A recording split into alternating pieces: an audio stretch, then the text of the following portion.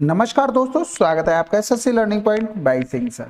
चलिए फिर आज हम करते हैं CISF SCM का मैथ का पेपर सॉल्यूशन। ठीक है, मैंने सोचा बस आपकी प्रैक्टिस बनी रहे, इसलिए जितने भी लेटेस्ट है हम लोगों के पास टाइम तो है ही, तो उनको हम लोग कर लेते हैं। ठीक है, धीरे धीरे करके सभी निपटा लेंगे जिससे आपकी प्रैक्टिस प्रॉपर बनी रहेगी। आप चाहें तो दिन के 25 क्वेश्चन भी कर सकते हैं, आप चाहे 15 क्वेश्चन, आधा आधा वीडियो देख लीजिए। ठीक है, तो ये 30 तारीख की शिफ्ट 1 का पेपर है जो कि पहला पेपर है और 25 क्वेश्चन है। काफी अच्छे क्वेश्चन पूछे गए, तो आपको इनको डिटेल से देखना है। बाकी अगर थोड़ा सा इको लगे तो आप थोड़ा सा एडजस्ट कर लीजिए, क्योंकि मैं अभी घर पे आया हुआ हूँ, तो बड़ा सा हॉल है, तो उसमें क्या है, उसी में वीडियो बना सकते हैं, क्योंकि ऐसा तो है नहीं कि 20 लोगों के बीच वीडियो बना लेंगे, तो थोड़ा सा कोऑपरेट करना पड़ेगा। ठीक है, चलिए फिर स्टार्ट करते हैं बिना देरी किए हुए। चलिए फिर पहला सवाल देखते हैं। दो स्टेशनों के बीच प्रथम श्रेणी और द्वितीय श्रेणी के ट्रेन किराए का अनुपात इतना है और प्रथम और द्वितीय श्रेणी की यात्रा करने वाले यात्रियों की संख्या इतनी है। यदि इतने रुपए किराया वसूला जाता है तो प्रथम श्रेणी यात्रियों से कितनी रकम वसूली गई है। यानी कि टोटल हमको खर्चा दिया गया है कि इतना हमें वसूला गया है और हमें ये बताना कि प्रथम श्रेणी से कितना आया। तो देखो, पैसेंजर का जो भी रेशियो हम पहले तो वो निकाल लेते हैं, उसमें कितना बना जाके, तो 5:3। ये फर्स्ट का हो गया और ये सेकंड का हो गया। अब कह रहा था प्रथम वाले से 1 और गुणे में 45, यानी कि यहाँ से करेंगे तो 135 हो गया और इधर 5 हो गया। टोटल कितना हो गया, 140 हो गया हमारे हिसाब से। क्वेश्चन में दिया है 56-28, तो प्रथम श्रेणी का यानी कि अगर हम 1 बराबर निकालेंगे तो 56/28 बटे में 140, तो इधर 14 चौकू 56 हो गया, 0 हो गया, 14 दूनी 28 हो गया। तो प्रथम का कितना था, 5 गुणे में कर देंगे, यानी कि 5 दूनी 10 हो गया, 5 चौकू 20 हो गया, बटे में 10 हो गया। आंसर आ गया 201। अगला सवाल करते हैं। सुहाना की लंबाई और उसके पिता की लंबाई का अनुपात 6:11 है। सुहाना 1.02 मीटर लंबी है, उसके पिता कितने लंबे हैं। अब देखो, इसकी लंबाई हमें दी गई थी 1.02, यानी कि हम यहाँ से करेंगे 17 छक्का 102 होता है, इसमें गुणा करेंगे तो 187 आ जाएगा। अब पॉइंट लगा था, दो के बाद पॉइंट लगा दो, आसान था। अगला सवाल। अमूल ने एक चित्र 20% हानि पर बेचा, उसने उसे 200 रुपये अधिक पर बेचता तो 5% का लाभ होता। उस वस्तु का मूल्य ज्ञात कीजिए जिस पर अमल ने चित्र खरीदा था। देखो, हानि हो रही 20%, इधर 5% लाभ हो रहा है, यानी कि कुल मिलाकर दोनों जुड़ जाएंगे तो 25% की वैल्यू हमें 200 दे दी थी। हमें 100% की वैल्यू निकालनी थी, यानी कि 25 अट्ठे 200 होता है 800 आंसर। भाई देखो, 100 रुपए की चीज थी, 20% की हानि का मतलब 80 हो गया, 5% का लाभ का मतलब 105 हो गया। इन दोनों में कितना डिफरेंस है, 25 का है, वही तो डायरेक्ट कर लिया। अगर प्रॉफिट प्रॉफिट होता दोनों तरफ तब माइनस होता। अगला सवाल।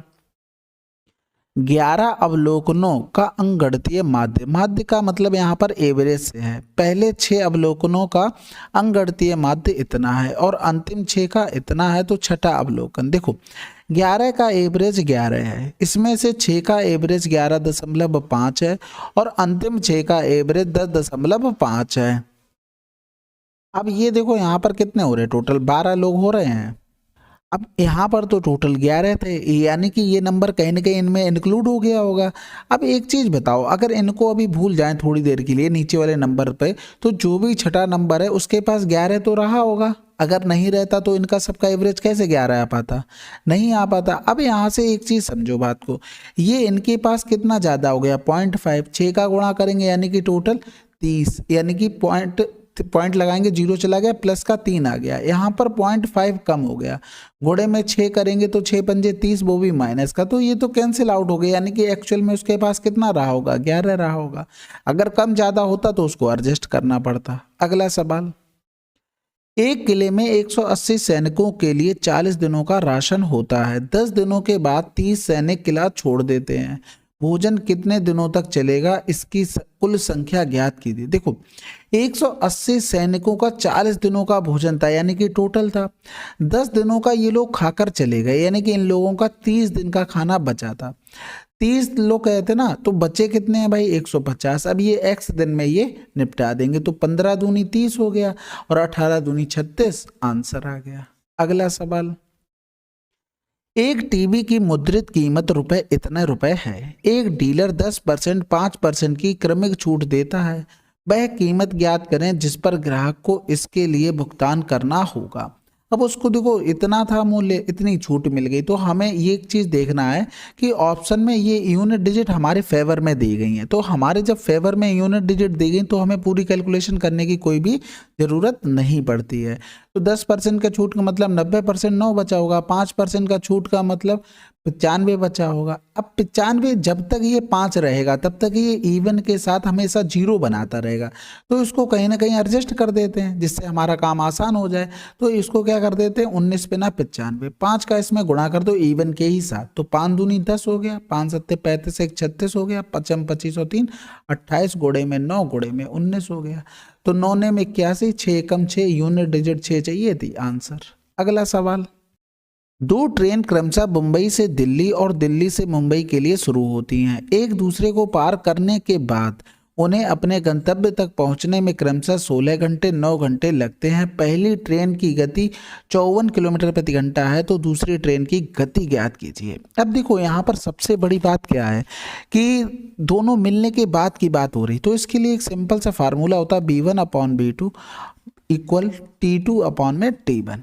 ठीक है, तो पहले की स्पीड 54 हो गई, दूसरे की स्पीड हमें निकालनी है। पहले का टाइम हम नीचे लिखेंगे, कितना था 16, ऊपर लिख देंगे दूसरी ट्रेन का, यानी कि दोनों तरफ या इसको रूट से बाहर निकाल लो, दोनों तरफ तो कुछ नहीं करना पड़ेगा। ठीक है, ये करेंगे 18 3 54 हो गया, B2 बराबर कितना आ गया 72 किलोमीटर प्रति घंटा। अगला सवाल, उस कार की गति ज्ञात कीजिए जो इतने मिनट में इतने किलोमीटर की दूरी तय करती है। किलोमीटर प्रति घंटा में चाहिए, केवल इसी को चेंज करना पड़ेगा, यानी कि 750 बटे में 750 पहले तो करते हैं, ये तो कैंसिल आउट हो गया। अब इसको घंटे में बनाने के लिए 60 से डिवाइड करते हैं, ये 60 ऊपर चला जाता है, यानी कि आंसर क्या आ जाता 60 किलोमीटर प्रति घंटा। अगला सवाल, स्कूल में 38 छात्रों का औसत वजन इतने किलोग्राम था। 8 छात्रों ने स्कूल छोड़ दिया और फिर वह औसत 5 बढ़ गया। ठीक है, यह औसत बढ़ा। स्कूल छोड़ने वाले छात्रों का औसत वजन कितना होगा।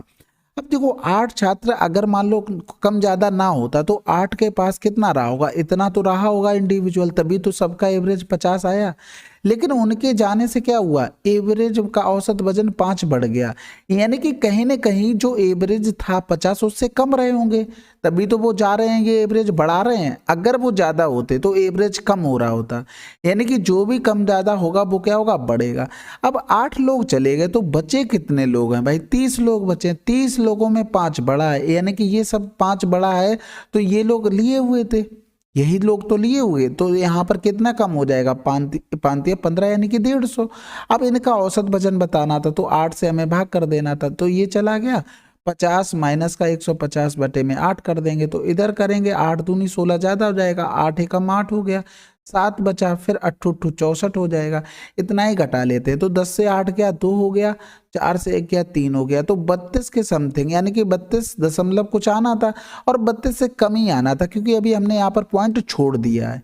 या तो पूरा ही कर लो जब इतने नजदीक है, अगर कॉन्फिडेंस है तो आंसर लगा सकते हो। तो 8 एकम 8 हो गया था, 7 बचा, 8 8 64, 6 बच गया, फिर 8 सत्ते 56 हो जाएगा, 8 पन्ना 40 हो जाएगा।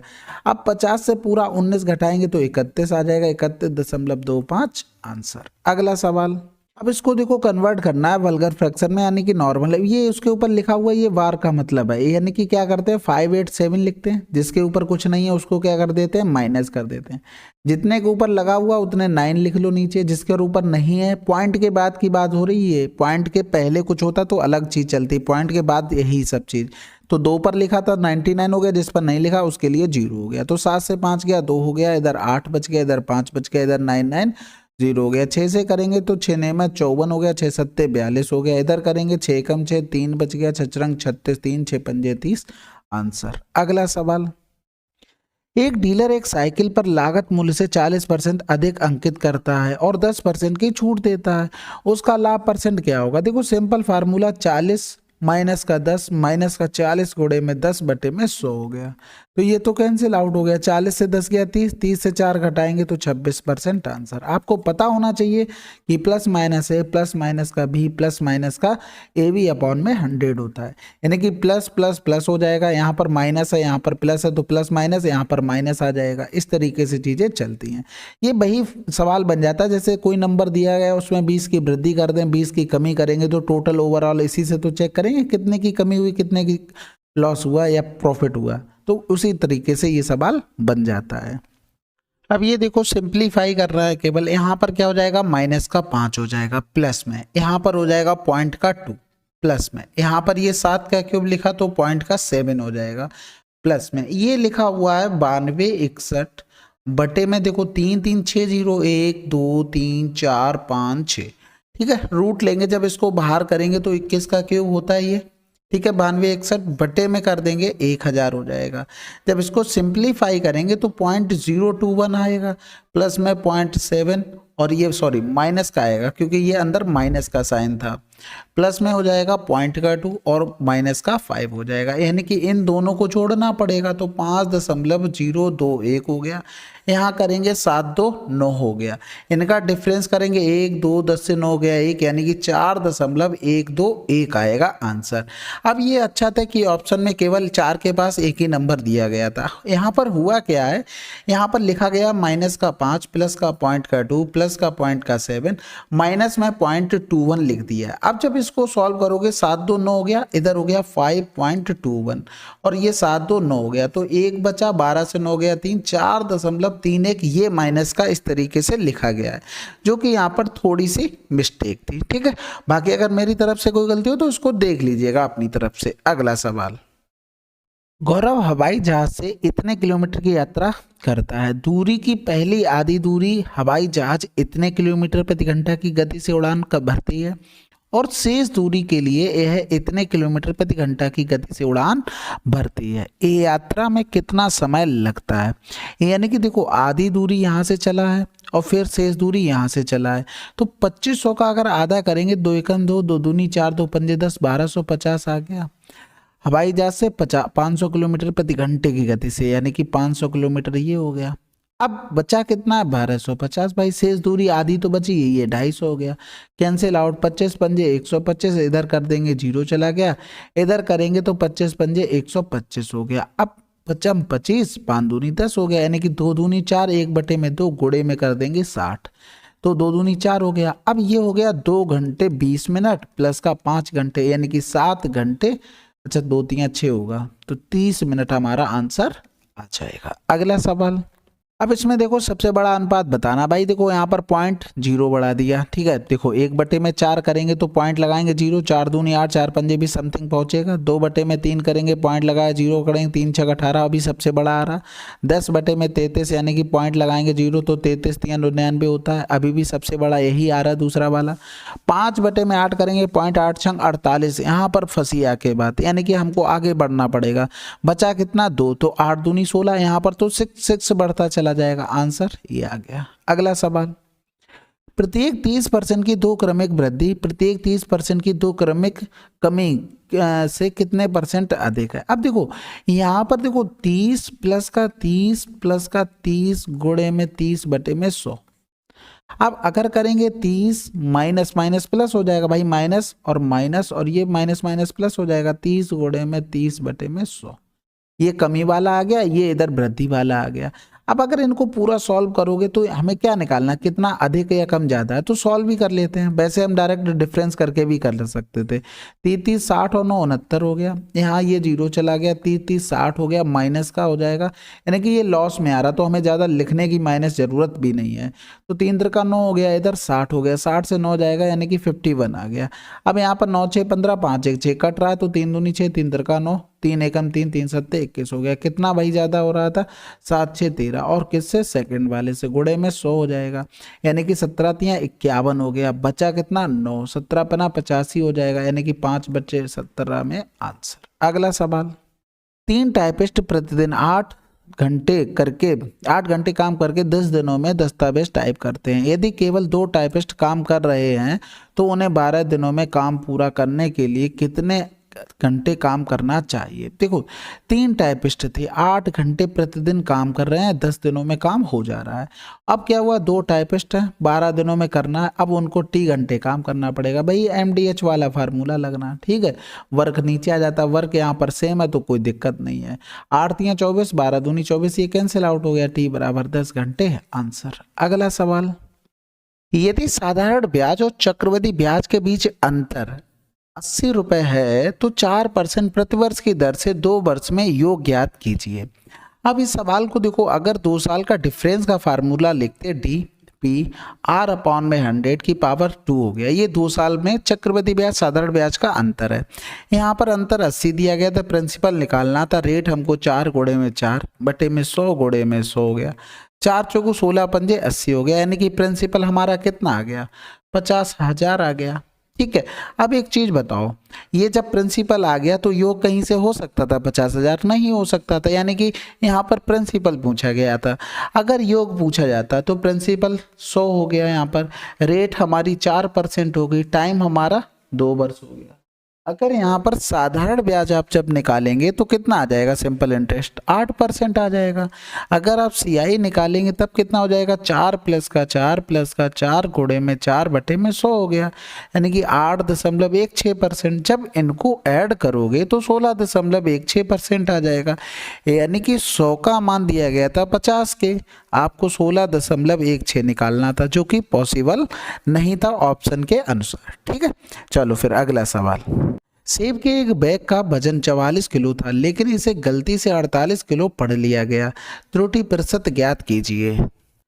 तो पहले कितना था, 44 वजन, फिर 48 गलती से पढ़ लिया गया, यानी कि 4 एकम 4 4 एकम 4 4 एकम 4 4 दूनी 8, यानी कि 1 बटे में 11 गुणे में 100 हो गया, यानी कि आंसर क्या आ गया, 9 से 1 बटे में 11%। अगला सवाल, शौनक ने 4 रुपये प्रति दर से वस्तु 35 रुपये में खरीदी, उन्हें 5 रुपये प्रति दर से 58 रुपये में बेच दी, उसके लाभ परसेंटेज की गणना कीजिए। देखो, ये अगर ये दर से खरीदा, इतने दर से बेच दिया, दोनों को बराबर करते तो इसमें हमें 4 का गुणा करना पड़ेगा और इसमें हमें 5 का गुणा करना पड़ेगा। इसी तरीके से हम 35 में भी कर देते हैं 5 का, इतने में खरीदा और हमने इतने में बेच दिया, 4 गुणे में 58 में, तो गुणा करेंगे 25 5 15 2 17 हो जाएगा।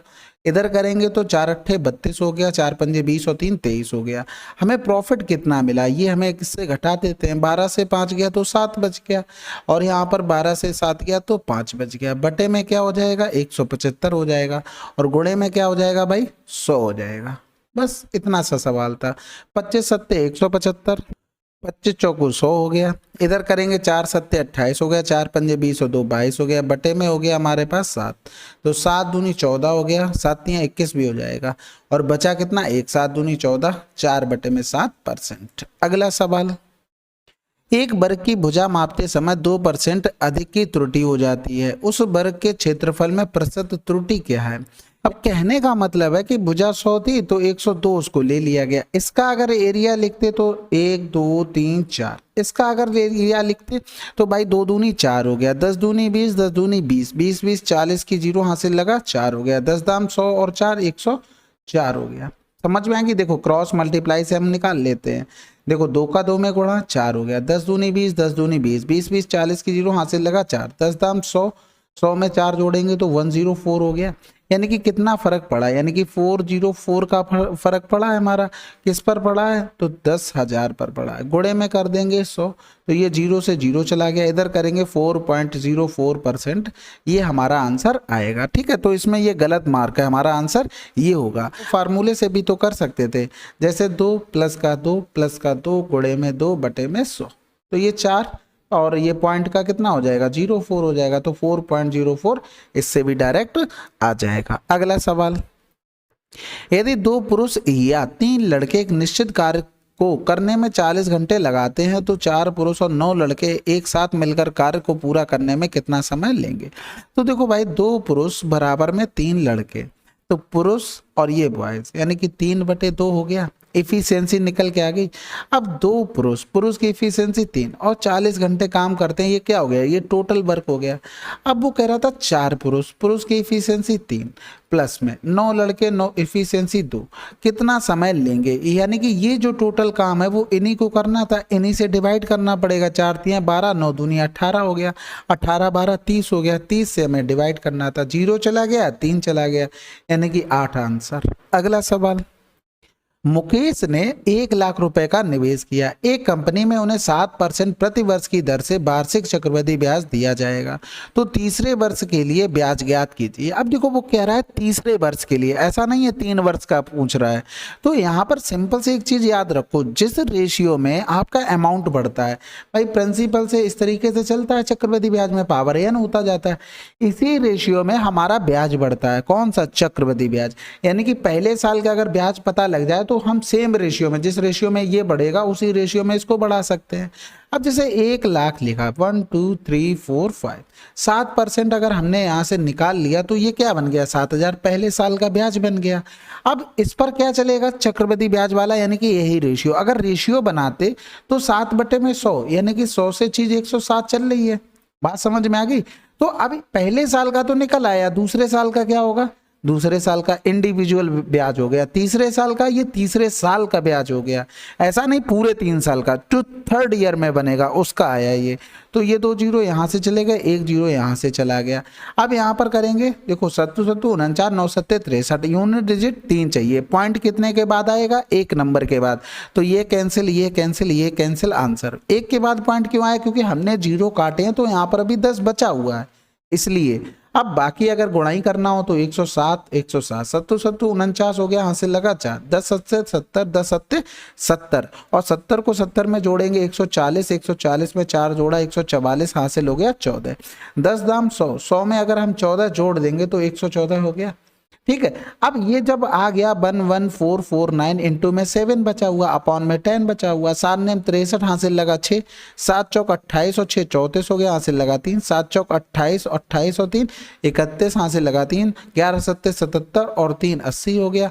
हमारे पास आंसर आ चुका है। ठीक है, कैलकुलेशन से घबराना नहीं है, सवाल टफ नहीं आते, आप लोगों को पता होगा सारी चीजें आप कर लेंगे, लेकिन क्या होता है कैलकुलेशन की वजह से सवाल छूट जाते हैं, तो आप उस पर काम कीजिएगा। अगला सवाल, 2 वर्ष 6 महीने के लिए 4% प्रति वर्ष साधारण ब्याज पर इतने रुपए का राशि ज्ञात कीजिए। अब देखो साधारण ब्याज है भाई, सिंपल सवाल बन गया। यहाँ पर करेंगे 4565 इंटू में 2 वर्ष 6 महीने, बटे में 12 कर देंगे तो 6 दूनी 12 हो गया, यानी कि 5/2 वर्ष हो गए, इंटू में 4 हो गया, बटे में 100 हो गया। ठीक है, इतने रुपए पर राशि ज्ञात कीजिए। चलो ठीक है, यहाँ पर करते हैं 2 दूनी 4 हो गया, 5 दूनी 10 हो गया, इधर करेंगे ये 10 हो गया। आंसर आपका आ चुका 456.5। ये अच्छा चक्रवृद्धि ब्याज आया है, ऐसा ही आया, हमें निकालना था अमाउंट, तो इसमें 4565 ऐड कर देंगे, तो ये 5 हो गया, 6 5 11, 6 5 11, 5 4 9 हो गया, और ये 5 हमारा आंसर आ चुका है। ठीक है, अगला सवाल, 3 संख्याओं का औसत 19 है, उनमें से 2 संख्याएं ये हैं, तीसरी संख्या बतानी है। भाई देखो सबके पास 19 19 होनी चाहिए, यानी कि तीसरी संख्या के पास 19 तो रहा होगा, नहीं तो एवरेज 19 कैसे आता, नहीं आ पाता। लेकिन ये भाई साहब कम ले आए, कितना 2, और ये भाई साहब ज्यादा ले आए, कितना 10। अब ये 2 ज्यादा कम पड़ गया, इसकी भरपाई तीसरे नंबर ने की होगी, और जो ज्यादा हो गया इसको कम करना पड़ेगा तीसरे नंबर से, तभी तो बराबर हो पाएगा, नहीं तो चीजें एक्स्ट्रा हो जाएंगी, कैसे बनेगा।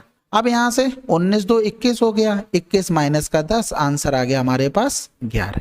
अगला सवाल, एक स्कूल में 1400 छात्र हैं, परेड के लिए उन्हें इस तरह खड़ा होना होता है कि पंक्ति की संख्या स्तंभों की संख्या के बराबर हो, इस व्यवस्था में कितने बच्चे छूट जाएंगे।